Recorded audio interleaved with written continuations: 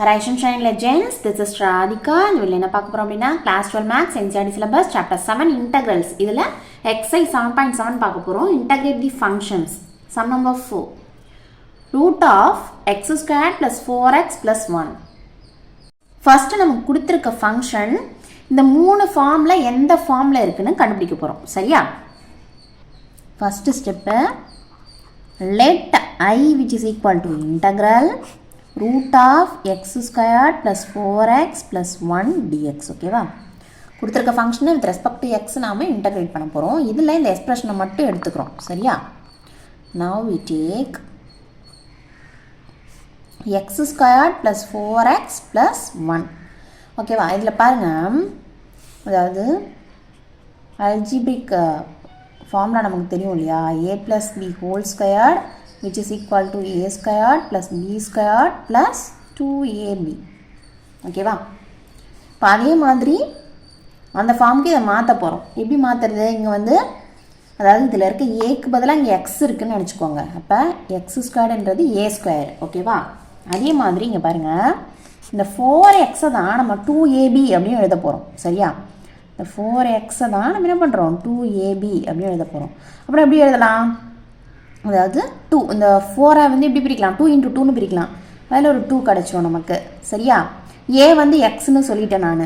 இப்போ ரிமைனிங் என்ன இருக்குது? 4ஐ வந்து 2 into 2 அப்படின்னு பிரித்தோம். ஒரு 2வை தான் இங்கே எழுதியிருக்கோம், இன்னொரு 2வை இங்கே எழுதுகிறோம். சரியா? அப்போது நல்லா பாருங்கள், 2ab. ஓகேவா? இதுலேருந்து b என்ன கிடச்சிருக்கு நமக்கு? 2 அப்படின்னு கிடைக்குது. ஓகேவா? புரியுதாப்பா என்ன சொல்கிறேன்னு சொல்லிட்டு? இந்த 4x தான் வந்து என்னது 2abன்னு சொல்லிட்டோம் நம்ம. அப்போ 4ஐ நம்ம எப்படி பிரிக்கலாம்? 2 into 2ன்னு எழுதலாம். சரியா? இப்போ ஒரு 2 இங்கே எழுதிட்டேன். இந்த எக்ஸுங்கிறது தான் ஏ. ஸோ எக்ஸ் எழுதிட்டேன். 4ன்றது 2 into 2 தானே, ஒரு 2 தானே இங்கே வந்திருக்கு. ரிமைனிங் ஒரு 2 இருக்கு இல்லையா? அதை இங்கே எழுதுறேன். இப்போ பாருங்கள், 2ங்கிறது இருக்குது, ஏக்கு பதிலாக எக்ஸ் இருக்குது, பிக்கு பதிலாக யார் இருக்கா? 2 தான் இருக்காங்க. இப்போ இதுலேயே நம்ம b வந்து 2 அப்படின்னு கண்டுபிடிச்சிட்டோம். சரியா? அப்போது நம்ம இதை எப்படி எழுதலாம்? அந்த 4x அப்படின்றத 2 into x into 2 அப்படின்னு எழுதிடலாம். அண்ட் தென் நமக்கு என்ன வேணும்? b ஸ்கொயர் வேணும். சரியா? இந்த a ஸ்கொயர் டேர்மும் 2ab டேர்மும் நான் எழுதிட்டேன். தென் எனக்கு வந்து b ஸ்கொயர் டேர்ம் வேணும். b ஸ்கொயர் என்னது? b வந்து 2, அப்போ b ஸ்கொயர் என்னது? 4 வேணும். இங்கே கொஷினை பொறுத்த வரைக்கும் நம்ம பார்க்குறோம் 1 தான் இருக்குது, ப்ளஸ் 1 மட்டும் தான் இருக்குது. இப்போ ரிமைனிங் எவ்வளோ குறையுது நமக்கு? 3 குறையுது இல்லையா? அந்த 3ஐ இப்போ என்ன பண்ண போகிறோம் அப்படின்னா ஆட் பண்ண போகிறேன். புரியுதா என்ன சொல்கிறேன்னு சொல்லிட்டு? b வந்து நமக்கு 2, இந்த ஃபார்முலா படி பார்த்தோன்னா b ஸ்கொயர் வேணும். அப்போ 2 ஸ்கொயர் என்னது? 4 வேணும் எனக்கு. ஆனால் கொஷினில் 1 தான் இருக்குது, இந்த ஃபங்க்ஷனில் 1 தான் இருக்குது. ஓகேவா? அப்போ ரிமைனிங் எனக்கு 3 வேணும், அதனால் 3 ஆட் பண்ணிட்டேன். இது கரெக்டாப்பா? ஒரு எக்ஸ்பிரஷனில் திடீர்னு ஒரு 3 நம்ம ஆட் பண்ணலாமா? வேல்யூ என்ன ஆகிடும்? சேஞ்ச் ஆகிடும். இப்போ இது ஈக்குவலா? ஈக்குவல்னு அதில் போட்டிருக்கேன் இல்லையா? இப்போ இந்த எக்ஸ்பிரஷனும் ஈக்குவலா? ஈக்குவல் இல்லை. அதாவது இந்த எக்ஸ்பிரஷனோட இதில் என்ன பண்ணியிருக்கோம்? 3ஐ ஆட் பண்ணி வச்சுருக்கோம். சரியா? அப்போ 2 ஈக்குவல் கிடையாது, இந்த மாதிரி எழுதக்கூடாது. இப்போ என்ன பண்ணணும்? இப்போ என்ன பண்ணுறது? 3ஐ ஆட் பண்ணிட்டோம். அட் த சேம் டைம் என்ன பண்ணணும் அப்படின்னா அந்த 3ஐ மைனஸ் பண்ணிடணும். சரியா? ஒரு 3ஐ ஒரு எக்ஸ்பிரஷனில் நாமளாகவே ஆட் பண்ணுறோம் அப்படின்னா அட் த சேம் டைம் நீங்கள் என்ன பண்ணிடணும்? அந்த 3ஐ மைனஸ் பண்ணணும். அதே மாதிரி தான் ஒரு எக்ஸ்பிரஷன்லையோ இல்லை ஈக்குவேஷன்லையோ நீங்கள் வந்து ஏதோ ஒரு நம்பரை மல்டிப்ளை பண்ணுறீங்க அப்படின்னா அட் த சேம் டைம் நீங்கள் என்ன பண்ணிடணும்? அந்த நம்பரை டிவைடும் பண்ணிடணும். அப்போ தான் அந்த எக்ஸ்பிரஷனோட வேல்யூ வந்து மாறாது. அதாவது ப்ரீவியஸ் ஸ்டெப்பும் இந்த ஸ்டெப்புக்கும் சேம் வேல்யூ கிடைக்கும் உங்களுக்கு. இல்லைன்னா என்ன ஆகிடும்? சேஞ்ச் ஆகிடும். சரியா? இது வரைக்கும் புரியுதா? இப்போ இதை ரீஅரேஞ்ச் பண்ணி நம்ம எழுதும். இப்போ பாருங்கள், எக்ஸ் ஸ்கொயர்டு அதாவது ஏ ஸ்கொயர்ட் ப்ளஸ் பி ஸ்கொயர்ட், இந்த 1ஐயும் 3யும் இங்கே பாருங்கள், இந்த 1ஐயும் 3யும் நான் ஆட் பண்ணிக்கிறேன். சரி, ஆட் பண்ண என்ன வரும்? 4 வரும். அந்த 4ஐ செகண்ட் டேர்மாக எழுதிக்கிறேன், ஏன்னா எனக்கு ஏ ஸ்கொயர் ப்ளஸ் பி ஸ்கொயர் வேணும். தேர்ட் டேர்மை நான் என்ன பண்ணுறேன் அப்படின்னா 2 into x into 2 எழுதிக்கிறேன். சரியா? அதாவது 2ab கடைசியாக -3 எழுதிக்கிறேன். சரியா? அதாவது x squared plus 2 squared plus 2 into x into 2 minus 3. ஓகேவா? இப்போ இதை பாருங்கள், a square plus b square plus 2ab. So a plus b whole squared அப்படின்னு நம்ம எழுதிடலாம். சரியா? which is equal to x plus two whole squared. ஏன்னா ஏன்னா எக்ஸு, பி என்னது 2. So x plus two whole square அப்படின்னு எழுதிடலாம். -3 தனியாக இருக்குது. ஓகேவா, புரியுதாப்பா இது வரைக்கும்? Then which is equal to x plus two whole squared minus √3 whole squared. அதாவது 3நாலும் √3 ஹோல் ஸ்கொயர்னாலும் என்னது ஒன்று தான் இல்லையா? நமக்கு அந்த 3 ஃபார்முலா சொன்னோம் பாருங்க, அதில் எந்த ஃபார்மில் இது இருக்குன்னு தான் நம்ம கண்டுபிடிக்க போகிறோம். அதுக்காக தான் என்ன பண்ணுறோன்னா இந்த 3 √3 ஹோல் ஸ்கொயர்டு அப்படின்னு எழுதிக்கிறோம். சரியா, இப்போது அந்த ஃபார்முலாவில் செக் பண்ணுங்கள் இது எந்த ஃபார்மில் இருக்குன்ட்டு. இப்போ சொல்லுங்கள், நமக்கு கொடுத்துருக்கு, நமக்கு கிடச்சிருக்க அந்த ஃபங்க்ஷன் எப்படி இருக்குது?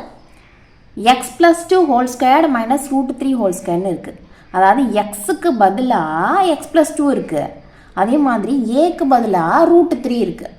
அப்போது நமக்கு எந்த ஃபார்மில் இருக்குது? இந்த ஃபர்ஸ்ட் ஃபார்மில் இருக்குது. ஓகேவா, புரியுதா? எக்ஸுக்கு பதிலாக எக்ஸ் ப்ளஸ் டூ இருக்குது அண்ட் ஏக்கு பதிலாக √3 இருக்குது. ஓகேவா, அப்போ இந்த ஃபார்முலா தான் நம்ம யூஸ் பண்ணி என்ன பண்ணணும்? இன்டகிரேட் பண்ணி எழுதணும். சரியா, சொல்லுங்கள்.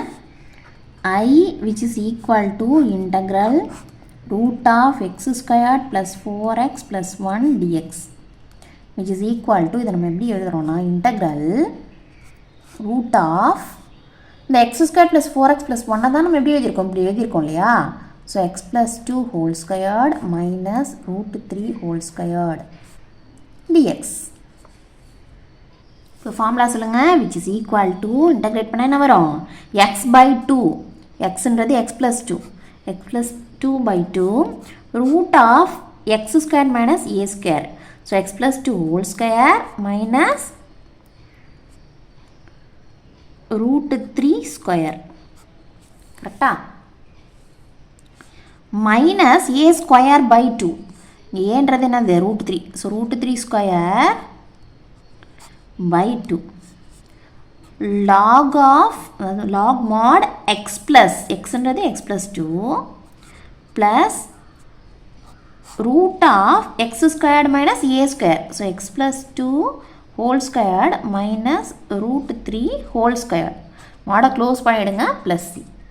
ஓகேவா, இப்போ இதில் பாருங்கள், இந்த x plus 2 whole squared minus √3 whole squared அப்படின்றது எது? இது தானே, இதை தான் நம்ம இப்படி எழுதியிருக்கோம். சரியா, அப்போ மறுபடியும் நம்ம என்ன பண்ண போகிறோன்னா இது மாதிரி ரீப்ளேஸ் பண்ண போகிறோம். x squared plus 4x plus 1ன்னு ரீப்ளேஸ் பண்ண போகிறோம். சரியா, அதே மாதிரி இங்கே பாருங்கள், இந்த ஸ்கொயரும் இந்த ரூட்டும் கட் ஆகிடும். அப்போ அது 3/2 அப்படின்னு கிடச்சிரும். ஓகேவா, இப்போ எப்படி எழுதலாம்? therefore I which is equal to x plus 2/2 √ இதை இப்படி ரீப்ளேஸ் பண்ண போகிறோம். இப்போ x squared plus 4x plus 1 minus 3/2 log mod x plus 2 plus √ இதே என்ன பண்ணுறோம்? இது மாதிரி ரீப்ளேஸ் பண்ணிடுறோம். So x squared plus 4x plus 1 மாடை க்ளோஸ் பண்ணுங்கள் ப்ளஸ் c. ஓகேவா, புரியுதாப்பா? இதில் இந்த ஃபார்முலாவை நல்லா மெமரி பண்ணிக்கணும் ஒன்று. அண்ட் அவங்க கொடுத்துருக்க எக்ஸ்ப்ரெஷனை பிரித்து எந்த ஃபார்மில் இருக்குன்னு கண்டுபிடிக்க தெரியணும். அவ்வளோதான். ஓகேவா, அதை கண்டுபிடிச்சிட்டாலே நமக்கு முக்கால்வாசி சம்மு ஓவர். பட் பார்க்கும் போது பாருங்களேன், இதில் எங்கேயாவது மைனஸ் இருக்குது. ஸோ இதை பார்த்தோன்னே உங்களுக்கு என்ன தெரியும் அப்படின்னா x squared plus a squared ஃபார்மில் வருமோ அப்படின்னு கூட டவுட் வரும் இல்லையா? பட் நம்ம இதை எடுத்துக்கிட்டு இதை பிரித்து சிம்ப்ளிஃபை பண்ணி கொண்டு சேஞ்ச் பண்ணும்போது தான் தெரியுது எப்படி இருக்குது இந்த form. x squared minus a squared அப்படின்ற ஃபார்மில் கிடைக்குது. சரியா, ஸோ கொஞ்சம் கவனமாக போடுங்க இந்த சம்ஸ் எல்லாம். ஓகேவா, ரொம்ப ரொம்ப இம்பார்ட்டன்ட் சம்ஸ் இதெல்லாம். சரியா, இந்த மாதிரி ஃபார்முலாவை, இந்த 3 ஃபார்முலாவையும் நல்லா மெமரி பண்ணிக்கோங்க.